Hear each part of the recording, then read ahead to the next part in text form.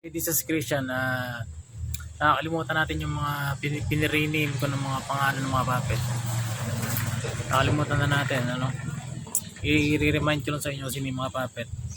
Si J-Boy Reyes, si Eduardo Mananalot, Edward, kanon Diyos, Edward. Puta naman Edward. Si Eduardo, si Oak, yun dito. Mga kilala ko yung mga yan. Si Oak, pangalan nito.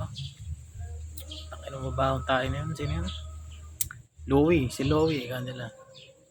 Si Louie, si Hefte, si Jeff Tinasal, yan, puppet yan, mga puppet yan. Tangina, yung mga mukha niya. Si JR, andito, JR kung tawagin dito. Tawag dito lang yan sa compound, malapit dito. Tapos, sino ba? Si Palele, yan. Ano ba ginagawa sa ni Palele? Sabi na may tama sa isip eh. Ginaganon ako nun. Subukan niya sabihin sa harapan ko, putang na. Kasaksakin ko sa baba yun. Subukan lang nilang sabihin niya o may gawin na sila sa akin, putang na. Hindi naman ginagawa. Natatakot. Sino pa ba? Si Hefte, si Eduardo, si Taga. Ayan, si Taga din. Hindi sinasabi sa akin, may tama. Sino sabihin niyo, putang na. Hindi mo sinasabi ng totoo pero sa isip. Pero pinaririnig sa akin. Gusto ko lang na sinabi talaga para may nakarinig. Kahit patay ko maghapon yung hype yun. At patay ko sa maghapong gawain yung timo yung mapantang na. Yung nakarinig lang. Sino pa ba? Sabi mo kalasat dito, putang na. Si Hefte, si JR, si Louie, si Boak, si Taga, si Jojo, ayan, si Jojo. Alam mo lang ginagawa yun, tanga na. Bumabar sa tindahan niya, tanga na. Bumabar sa tindahan niya, pag bibili ko, ayaw. Basta may aangasan ako, ganun babara. Ginagawa ko, hindi ko nagbabara, tanga na.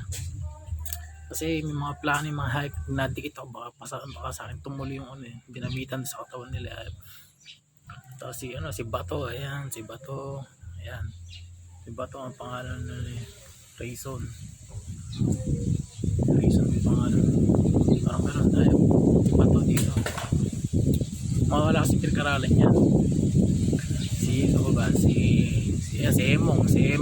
Emong tawagin, binaligtad ko kasi pagkatawan niya si Emong dati may Shaira, Emong yung pangalan, nagkaroon ng opera sa brain.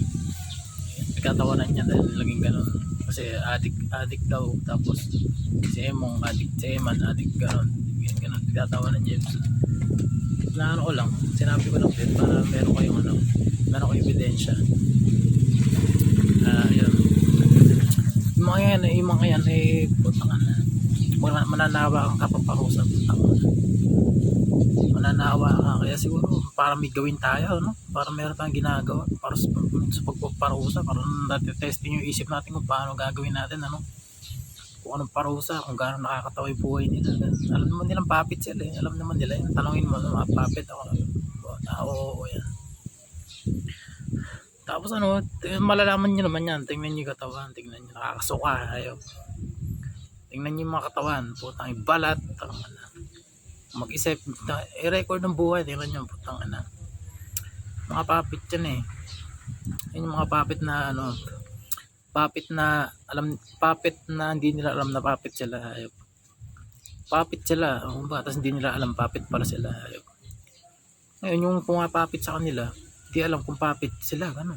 Kasi di alam puppet na puppet siya, kaya yung puppet gumagawa ng sariling paraan, tapos yung kumokontrol, putang nabubuisit, hindi alam kung paano gagawin. Putang may sariling isip tong hayop na puppet ato, ayun, kaya nakakabuisit yung mga yan, putang kung gusto nyong malaman yung katotohanan, yung iniisip, malalaman siya sabihin ng mga tangay mga yan, mga iniisip niyan, putang sasama, ayop.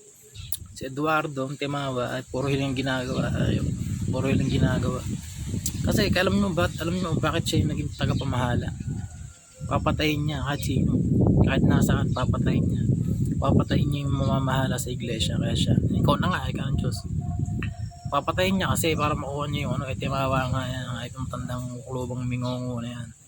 Pagsalitain nyo, mark my word, pagsalitain nyo, putang ina, pag tinan nyo, pag nagsalita, demonyo, walang tono, walang vowels, putang ina, gumagana na, putang ina, mamingongo yan, yung salita niya, putang ina, nakapredict na lang, may nagsasalita na lang, si G Bulls, pinagpredict kasi namin ito para mapakinabangan kung ano yung mangyayari.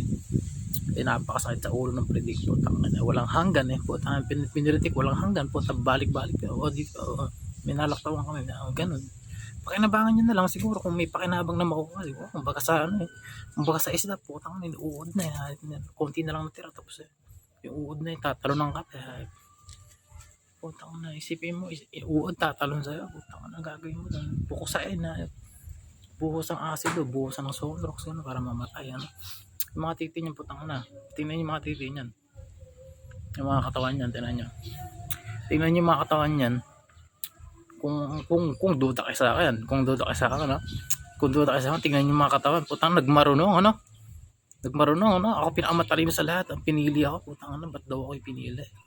Hindi ka matalino, sinasabi ni Eduardo, hindi ka matalino, putang ina, ano nangyari sa resulta ng buhay mo, putang ina, nagmatalino ka, hindi naman ako humihimili ng takang paparusahan, pero dahil din rin lang naman nagmamatalino ka, alam mo lahat putang ina, yung alam mo mali pa, kaisa lang alam mo mali, kala mo dalawa, isa lang pala, wala ka palang alam, nagmamatalino ka, tapos yun, ginawa mo yung sarili mong puppet na lang,